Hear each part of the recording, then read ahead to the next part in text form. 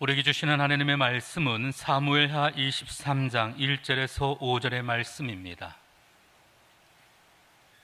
구약성경 사무엘하 23장 1절에서 5절의 말씀을 다같이 한 목소리로 함께 읽도록 하겠습니다. 이는 다윗의 마지막 말이라. 이새의 아들 다윗이 말하며 높이 세워진 자 야곱의 하나님께로부터 기름 부음 받은 자 이스라엘의 노래 잘하는 자가 말하노라. 야훼의 영이 나를 통하여 말씀하시며 그의 말씀이 내 혀에 있도다. 이스라엘의 하나님이 말씀하시며 이스라엘의 반석이 내게 이르시기를 사람을 공의로 다스리신 자 하나님을 경외함으로 다스리는 자여 그는 돋는 해 아침빛 같고 구름 없는 아침 같고 비 내린 후에 광선으로 땅에서 우미 돋는 새풀 같으니라 하시도다. 내 집이 하나님 앞에 이같지 아니하냐. 하나님이 나와 더불어 영원한 언약을 세우사 만사에 구비하고 견고하게 하셨으니 나의 모든 구원과 나의 모든 소원을 어찌 이루지 아니하시랴. 아멘. 할렐루야. 자, 저는 오늘 성령께서 나를 통하여, 따라합시다. 나를 통하여 성령께서 역사하여 주시옵소서. 아멘.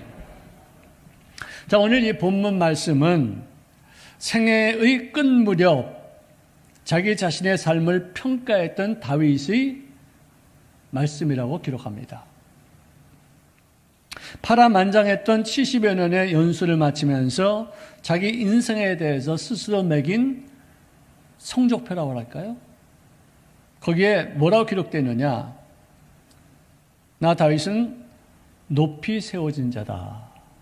이새 아들 목동으로부터 시작해서 그 천박한 소년이 군대 장관이 되어지고 나중에는 왕까지 되어지는 귀한 역사를 이뤘으니 얼마나 기가 막힌 일이에요. 이를 이루기 위해서 야곱이 하나님으로부터 기름 부으심을 받은 자다. 이 두 번째 말이 그거예요.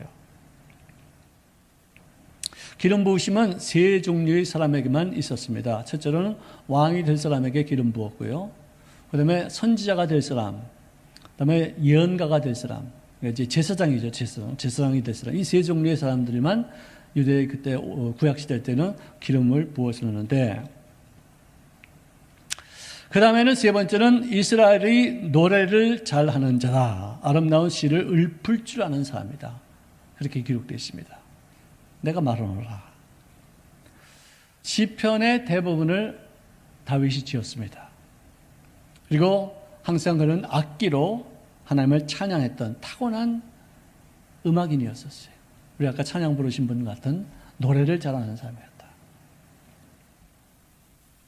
자, 그런데 그때 당시 왕이 사울이었는데 계속되는 그의 불신앙과 불순종으로 말미암아 하나님 앞에서 버림받은 그런 존재였기에 그의 뒤를 이을 사람을 찾던 사무엘이 다윗이 살고 있는 베들레헴까지 와서 다윗에게 기름을 부었다는 뜻이에요. 당시 이스라엘의 최고 지도자가 그 척박한 시골 동네에 와서 다윗을 찾아서 그에게 기름 부으신 사건은 무엇이냐? 너는 이제 앞으로 이스라엘 왕이 되어서 백성들을 섬겨야 할 것이라는 사실을 주지시켜 주었어요. 사무엘상 16장 13절에 보니까 사무엘이 기름 뿔병을 가져다가 그에게 부었더니 이날 이후로 다윗이 야훼의 영에 크게 감동되니라. 즉 그 기름 부심을 통해서 성령의 충만함을 받게 되었더라. 이 뜻이에요. 성령은 신약시대에서만 비로소 임하신 분이 아니라 이미 구약시대에도 하나님께서 사람들을 택하셔서 그에게 위대한 일들을 맡기실 때 꼭 기름 부으셨어요. 성령이 충만했었어요. 예를 들자면은 사사 온니엘이라는 사람은 야훼의 영이 임한 후에 평범한 사람이 이스라엘의 사사가 되어서 백성들 사이에서 어떤 불미스러운 일들에게 재판을 감당할 수 있는 그런 지혜와 영특함을 얻게 되었었어요.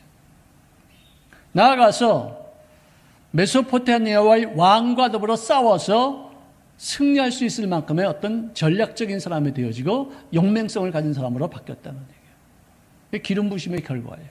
성령 충만함의 역사예요.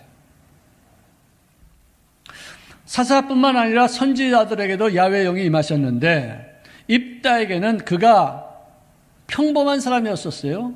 그런데 그에게 성령이 임하시고 나서부터 암몬 자손이 이스라엘 자손 앞에서 항복하기까지 전략적으로 또 전투력이 있는 사람으로 바뀌어지게 됐었어요. 삼손도 평범한 사람이었었습니다. 그런데 야훼의 영이 임하자마자 그에게 육체적인 힘이 강해져서 맨손으로 사자를 마치 염소 새끼 찢듯이 찢어 발겨버릴 수 있는 그런 강력한 힘이 있었고, 나중에 그가 머리가 다시 자라서 힘을 회복했을 때 성벽을 무너뜨려서 함께 블레셋 사람과 더불어 죽임을 당했던 그런 막강한 괴력의 사나이가 됐었어요. 또 미가는 이 선지자인데, 오직 나는 야훼의 영으로 말미암아 능력과 정의와 용기로 충만해졌다. 야훼의 영이 없을 때는 공의롭지 못했다. 나에게는 능력이 없었다. 나에게는 용기도 없었고 비겁했었는데, 야훼의 영이 임하자마자 이 야곱의 허물을 알게 되어지고 이스라엘의 죄가 뭔가를 알 수 있게 되어서 그들에게 너희들의 죄가 이렇게 됐다라고 말할 수 있는 그런 사람이 되었다. 분별력이 바로 이 영권이 아니겠어요? 영권은 환경에 관계없이 모든 어려움을 극복해 나가시는 어떤 속에 내적인 힘이에요. 막강한 힘이에요. 그래서 능력이 있는 크리스찬이 되는 것은 인간의 힘으로만은 절대로 불가능한 거예요. 예수님의 제자들도 3년 반 동안이야마 예수님을 따라다니면서 많은 기적과 이사를 보고 거기서 현장 교육을 다 실습했는데, 그분이 십자가에서 못 박히시고 죽으신 다음 부활하시고 승천하시면서 하신 말씀이 성령 없이 너희들은 아무것도 할 수 없다. 그것을 아시고서 명령하셨어요. 오직 성령이 너희에게 임하셔야지만 너희가 권능을 받는다. You'll receive the power. 파워가 없으면 안 된다. 예루살렘과 온 유대와 사마리아와 땅끝까지 이르러 나의 증인이 될 것이다. 성령 받지 않으면 떠나지도 말아라. 성령 받지 않으면 아무것도 할 수 없느니라. 너희가 단 한 번도 가보지 못했던 곳, 너희들이 상상하지도 못했던 세상의 끝까지 가서 너희들은 나의 위대한 증인으로서 역할을 감당하게 될 것이다. 그런데 이것은 성령 받지 않으면 아무도 못하는 것이다. 예수님은 평상시에도 성령님에 대해서 말씀을 많이 하셨어요. 그분이 어떤 말씀을 약속하셨느냐? 내가 이제 곧 이 세상을 떠날 때가 왔도다. 이제 내가 아버지께 구하겠사오니 이제 그가 또 다른 보혜사를 너희에게 주사 영원토록 너희와 함께 있게 하리라. 할렐루야. 보혜사 성령님을, 그러니까 나하고 똑같은 일을 하시는 분이 영으로 오실 텐데 그분이 너희들과 더불어 세상 끝날까지 함께 하실 것이다. 약속하셨어요. 그로서는 명령하시기를 모두가 다 성령의 사람이 되자, 모두가 다 성령으로 인도받는 사람이 되자, 모두가 다 성령의 음성을 듣는 사람이 되어야 된다. 모두가 다 자기 힘으로 말미암지 아니하고 하나님의 위에서부터 공급하는 힘으로 모든 일을 분별하고 판단해야 된다. 네 머리로, 네 생각으로, 너의 어떤 판단으로 하는 것이 아니라 하나님의 영에 사로잡힌 바 되어서 쓰임받는 인생이 되어야 된다. 그러면서 부활하시고 나서 첫 번째 하신 말씀 중에 하나가 숨을 내쉬면서 성령을 받아라. 예루살렘을 떠나지 말고 내가 내게서 들은 바 아버지께서 약속하신 것을 기다려라. 너희들이 성령을 받지 않고 떠나봤자 아무런 소용도 없고 아무런 일도 할 수 없고 능력도 나타나지 않고 열매도 없을 것이다. 성령 받아라. 부탁하고 계속해서 강조하시고 또 계속해서 명령하셨어요. 그래서 사도행전 1장 14절 보니까 마음을 같이하여 오로지 기도에 힘쓴 120명의 문도들을 통해서 하나님의 기도의 응답이 이루어졌는데, 주님이 명령하셨을 때 제자들이 순종하고 순종한 인생들을 향하신 하나님의 은혜가 임하여서 오순절 마가 요한의 다락방에 성령이 임하셨습니다. 갑자기 하늘로부터 급하고 강한 바람 소리가 있어서 그들이 앉은 온 집안에 가득하며 마치 불의 혀같이 갈라지는 것들이 그들에게 보여서 그 각 사람 위에 하나씩 임하여 있더니 그들이 성령의 충만함을 받고 성령의 말하게 하심을 따라서 방언을 말하게 되더라. 할렐루야. 할렐루야. 이 말씀은 참 우리가 상상을 통해서만 어떻게 이루어지는 것이지 문자적으로는 해석이 잘 안 돼요. 정말 저도 이 성주순례에 가서 일본에서 이제 갔을 때 당시에 우리 성도님들이 그 마가 요한의 다락방에서 우리가 성령 받기를 원합니다. 기도해 주십시오. 그래서 우리가 기도를 많이 하고 갔어요. 정말 근데 열 몇 명이 모였는데 거기에 성령이, 그 마가 요한에 보니까 우리가 관광 갔는데 거기서 기도하는데 확 임해가지고 거기서 방언하고 거기서 은혜 받고 정말 사람들이 완전히 다 뒤집어지고 바뀌어지는 그런 체험도 제가 한 적이 있어요. 너무 놀라운 일이었어요. 근데 이 성령을 받을 수 있는 방법은 뭐냐? 오직 기도에 집중했더라. 기도. 오히려 기도가 난 제일 어려운 과제라고 생각해요. 하지만 그 기도를, 그 과제를 잘 이끌어 나가서 기도에 집중해서 정말 성령을 기다리면은 불처럼 바람처럼 우리에게 임하는 체험을 하게 될 줄로 믿으시기를 바랍니다. 정말 그래요. 집중했어요. 저도 성령에 대해서 책을 많이 읽고 성령에 대해서 하나님 앞에 간구를 많이 하고 기도하고 또 내 자신의 어떤 잘못된 것을 다 구하면서 며칠 몇 날 몇 주를 기다리면서 기도하다가 대학부 수련회 동안에, 이 동계 수련회 동안에 제가 거기서 성령 받았는데 정말 내 인생에 정말 획기적인 변화가 이루어져요. 완전히 뒤집어졌죠. 완전히 새로워졌어요. 내가 봐도 내가 아니에요. 하나님이 나를 주장하시는 그 모습을 내가 본 적이 있었어요. 이 반면에 이 악령은 우리를 고통으로 몰아가요. 미움을 갖게 해요. 분열시켜요. 이간질해서 서로 용서하지 못하게 만들어요. 이를 악물고서 원한에 사무쳐서 쓴물을 토하게 만들어요. 이게 악한 귀신이에요. 번뇌해. 무슨 고민이 있을 수 있죠, 살면서. 하지만 그것이 나로 하여금 너무 고통스러운 어떤 그런 모습으로 가게 하는 건 이거 수상한 거예요. 야훼의 영이 사울에게서 떠나고 야훼께서 보내시는 악령이 그를 번뇌하게 했다고 성경 기록하고 있어요. 그래서 그는 자기에게 위로하기 위해서 수금을 타면서 노래를 부르는 다윗을 저놈은 나의 대적이야. 나를 죽일 거야. 저놈이 나를 죽이고서 왕이 될 놈이야. 그래서 창을 들어서 그를 던져서 죽이려고 수도 없이 많이 시도했던 그런, 그리고 10여 년 동안 그를 죽이려고 찾아다녔던 그런 악한 마음이 됐었어요. 용서가 안 돼요. 우리를 어떤 인간 관계에서도 서로 미움이 있을 수 있어요. 서로 오해가 될 수도 있어요. 그럼 풀면 그뿐인데 그것이 응어리가 져서 그 사람을 미워하고 그 사람을 짓밟고 그 사람을 죽이려고 들고 원수 갚으려고 들고 그 사람 잘 되는 그 꼴을 못 보는 어떤 그런 마음이 되면 그것은 자기가 스스로가 진단할 수 있어야죠. 마귀가 이간질하는 걸 왜 우리가 용납합니까? 귀신의 장난질하는데 왜 우리가 휩쓸립니까? 하나님이 나를 갖다 인도하시는 것도 내가 정말 감당하기 어려울 때가 많은데 왜 귀신까지 나를 그렇게 장난질 치게끔 만들 수 있겠어요? 기도해야 돼요. 아침에 한 30분 기도하고 저녁 때 30분 기도하지 않고 하루에 1시간도 기도하지 않냐고 어떻게 이 모든 일들을 감당할 수가 있어요? 마귀는 인간의 힘으로 싸워서 이길 수가 없어요. 오직 성령의 충만함을 받아야 되고 하나님의 영이 내 속에 임재하시고 충만히 거하셔야지만 마귀와의 싸움에서 능히 이길 수가 있지 인간의 힘으로 도저히 안 돼요. 얼마나 사악하고 얼마나 교묘하고 얼마나 속임수를 쓰는데 감당이 안 돼요.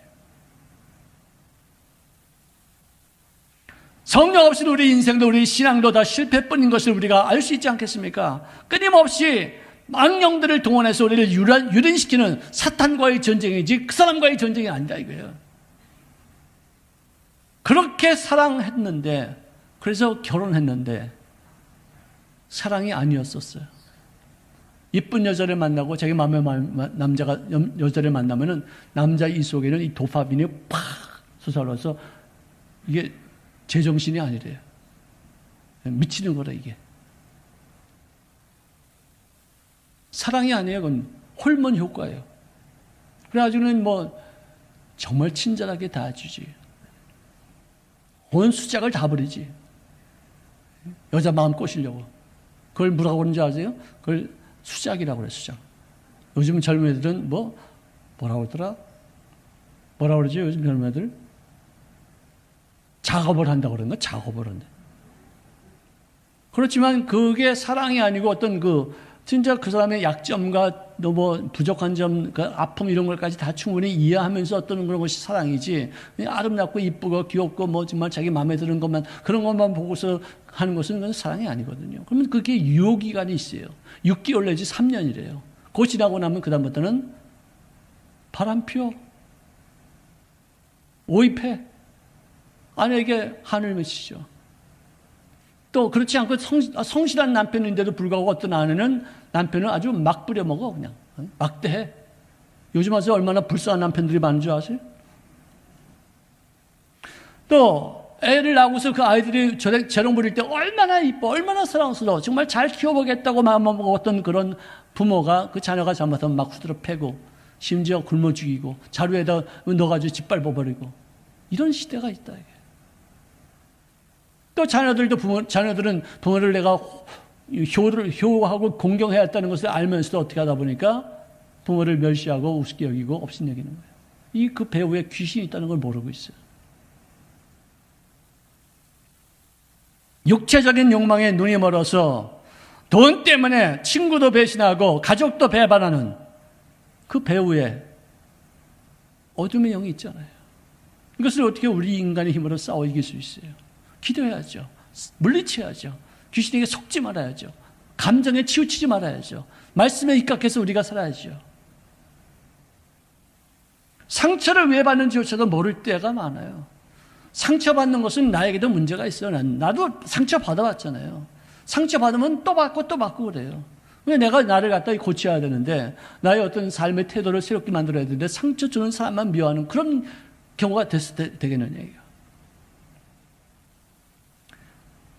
내 자신을 성숙하게 만들고 또 생각의 폭을 넓히고 어떤 상처가 있을 때 그것을 대적할 수 있고 그것을 피해 나갈 수 있는 어떤 그런 것이 돼야지. 너가 칼을 들어야 되는데 탁 대밀고서 그래서 받는 상처가 많아요. 그래서는 상처를 받고 나서 그 상처로 골마지고 터지고 아픈 그 모습으로 상대편에게 보복하는 경우들이 참 많아요. 오늘 다윗이 자기 자신에 대해서 하시는 말씀이 뭐냐? 야훼의 영이 나를 통하여 말씀하시며 할렐루야. 하나님이 내 입술을 통해서 말씀하시는데 그의 말씀이 나의 혀에 있도다. 할렐루야. 정말 귀한 말이에요. 내가 무슨 말을 해도 남들에게 위로가 되어지고 그에게 격려가 되어지고 용기가 되어지고 그를 정말 세우고 그를 살리는 데 쓰임받을 수 있는 입술을 말한다면은 그것은 그 사람을 위해서 하나님이 주시는 말씀이에요. 근데 파괴적인 말이 있잖아요. 그건 하나님이 주신 말씀이 아니에요. 자, 소녀티를 벗어나지 못했던 시절의 다윗이 천하 영웅이었던 골리앗에게 담대하게 외칠 수 있었던 것은 야훼의 영이 그에게 그 입에다가 하나님의 말씀을 주신 결과이지 그가 한 말을 가만히 보면 어린아이가 할 수 있는 말이 아니에요. 17살 내지 20살 그 안팎에 있는 그 아이가 어떻게 이런 말을 할 수 있겠느냐 이거예요. 한번 보실까요? 사무엘상 17장 46절에 보니까 그가 다윗에 대해서 하는 말이 오늘 야훼께서 너를 내 손에 넘기시리니 내가 너를 쳐서 내 목을 베고 블레셋 군대의 시체를 오늘 공중의 새와 땅의 들짐승들에게 주어서 온 땅으로 이스라엘이 하나님이 계신 줄을 알게 할 것이다. 야훼께서의 구원하심은 칼과 창에 있는 것이 아니고 하나님의 귀한 살아계심에 귀한 영광스러운 능력으로 말미암는 것이라는 사실을 온 무리로 알게 할 것이다. 이런 말을 할 수 있는 것이 어린아이 입에서 나올 수 있는 말이냐 이거예요.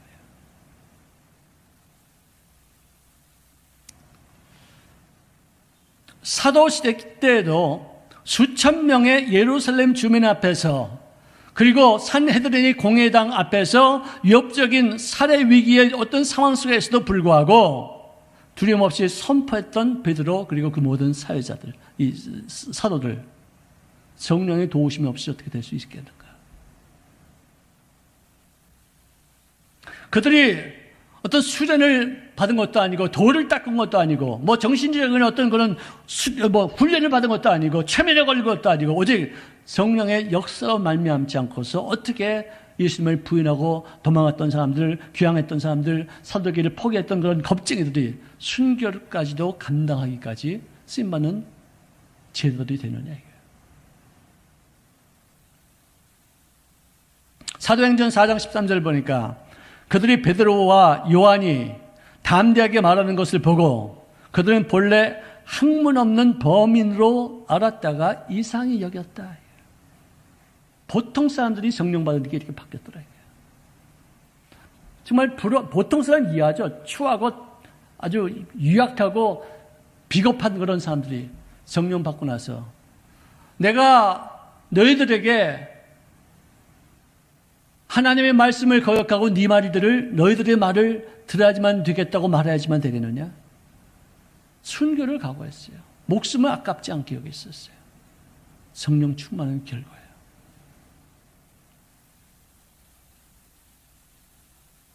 성령이 충만하면은요, 자존감이 형성이 되어져요. 내가 참 가치 있는 존재구나. 하나님이 나를 이렇게 사랑하시는구나. 하나님이 나와 더불어 함께 하신다는 것 때문에 나의 하는 모든 행위가 부정직하고 부족하고 어리석고 잘못되고 실수도 많고 죄를 짓고 불의한 적도 있지만 그래도 나는 가치 있는 존재다라고 여기시는 그런 모습으로 바뀐다는 거예요. 자, 사무엘상 23장 3절 보니까 다윗이 자기에 대해서 하는 말이 이것입니다. 공의와 하나님을 경외함으로 다스리는 자요. 너는 왕이니까 다스리는 자지. 그런데 공의와 하나님을 경외함으로 여태까지 나라를 다스리지 않았느냐? 그는 돋는 해의 아침 빛 같고 구름 없는 아침 같고 비 내린 후의 광선으로 땅에서 우미 돋는 새 풀과 같으리라. 자기 자신을 볼 때의 그 모습을 이렇게 아름답게 봤어요. 긍정적으로 봤어요. 보잘것없는 베들레헴의 목동 출신이었고 쫓길 때도 있었고 죄로 말미암아 위기를 당할 때도 많이 있었고 또 많은 어떤 어려움들을 겪은 적이 있었지만 그러나 자기 자신에 대해서만큼은 자기 비하도 하지 않고 탄식도 하지 않고 대단한 긍지를 가지고 있었던 그 이유가 뭐냐? 평생 그는 야훼의 영에 붙잡혀서 꿈을 갖고 역경을 이겨나가며 기도와 찬양하면서 살았기 때문에 그의 인생의 끝자락에서도 자기 자신의 삶을 아름답게 평가할 수가 있었다. 그가 목동에서 왕이 되었을 때 기가 막힌 영광이죠. 또 왕이 되고 나서도 그 주변에 있는 그 모든 강국들을 전부 다 섭렵해 나가면서 전쟁에서 이긴 바 되어 그들로 하여금 조공할 수밖에 없게 하는 그런 나라들로 바꿔지게 한, 나라를 구원한 그런 영웅으로서 내가 너무나도 많은 피를 흘렸고 전쟁을 많이 치른 사람이기 때문에 하나님이 성전 건축을 원하지 않으려 하신다. 나로 하여금 하지 않게 하신다는 것을 그가 깨닫고 나서는 내 후손들이라도 이것을 감당하겠다 싶어서 솔로몬에게 성전 건축을 할 수 있도록 모든 성전 건축할 수 있는 준비를 완벽하게 하고 세상을 떠났던 사람 다윗입니다. 다윗을 존귀하게 만드신 분은 성령이신 줄로 믿으시길 바랍니다. 그렇기 때문에 다윗은 그에게 평생 가장 두려웠던 것이 뭐냐?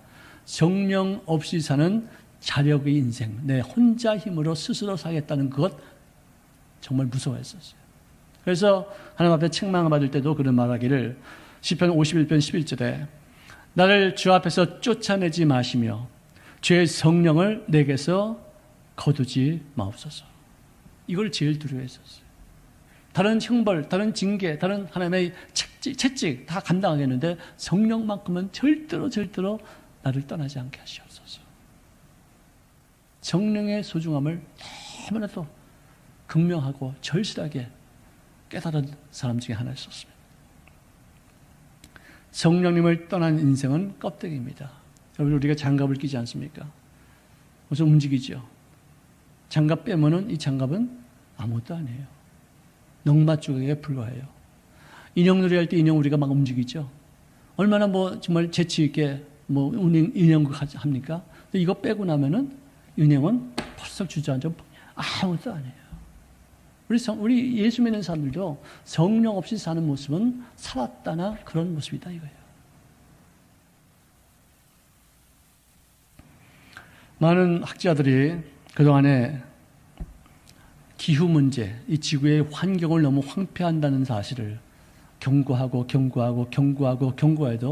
미국이란 나라부터도 환경보호조약에서는 탈퇴하고 자기들의 국가의 유익만 위해서 이랬던 그런 점이 있었어요. 환경을 너무나도 학대했어요. 언젠가는 이 기후변화를 위해서 인간이 핵으로 멸망받는 게 아니라 기후변화로 멸망받는다는 그런 어떤 예언까지 하면서 과학자들이 막 만류했었는데 듣지 않았었어요. 그래서 어떤 학자들은 이 코로나는 뭐냐?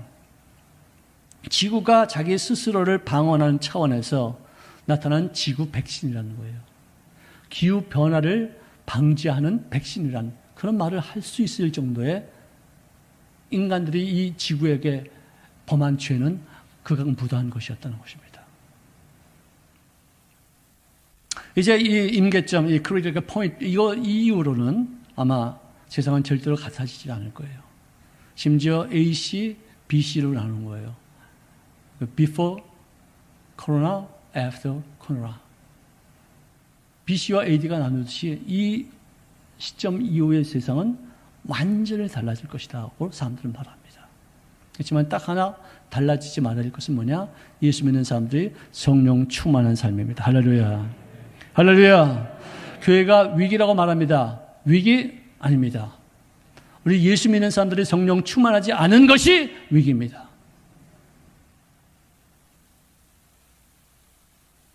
성령과 더불어 함께하여서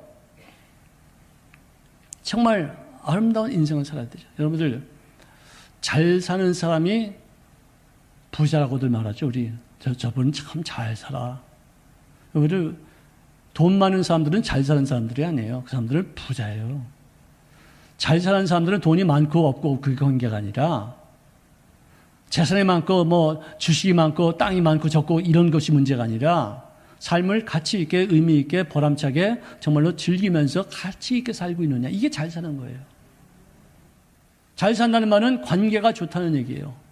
하나님과의 관계, 내 자신과의 관계, 이웃들과의 관계, 그 다음에 자연들과의 관계, 또 재물과의 관계, 이것이 조화를 이루고 하모니를 이루는 이런 관계, 이게 잘 사는 거예요. 이게 웰빙이에요. 이게 웰빙. 돈 많은 게 잘 사는 게 아니에요. 그럼 돈 없는 사람들은 못 사는 겁니까? 그런 게 어디 있어요? 돈 없는 사람들도 잘 사는 사람들 얼마나 많아요. 정말 따뜻하게 후회 없이 모든 일에 정말 좋은 바른 관계를 정립하면서 즐겁게 정말 의미 있게 가치 있게 사람들에게 피스메이커로서 역할을 감당하면서 사는 사람들 정말 많이 있어요.